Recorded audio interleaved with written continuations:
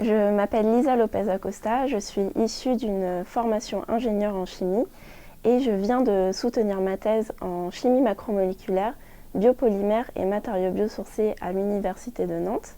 Ma thèse a été hébergée à l'unité BIA à INRAE Nantes au sein de l'équipe Nano. Cette équipe vise à s'intéresser au cellulose qui est un biopolymère qui est très abondant sur Terre, qu'on le retrouve notamment dans le bois et les plantes.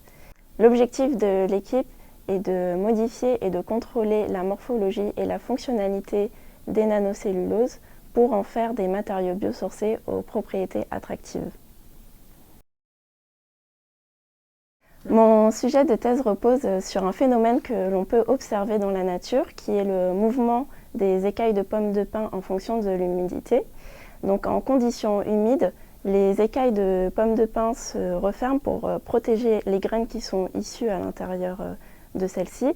Et lorsque les conditions sont favorables, en conditions sèches, les écailles se redéploient, ce qui permet la dispersion des graines.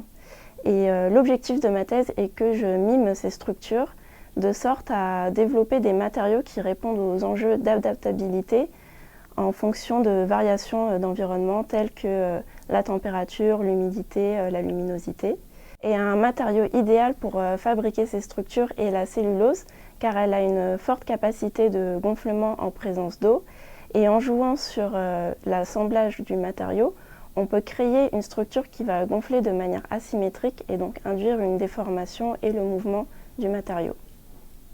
Avec ces matériaux, on peut imaginer par exemple des emballages qui peuvent s'ouvrir en fonction du taux d'humidité ou bien des volets également qui s'adaptent selon l'humidité ambiante.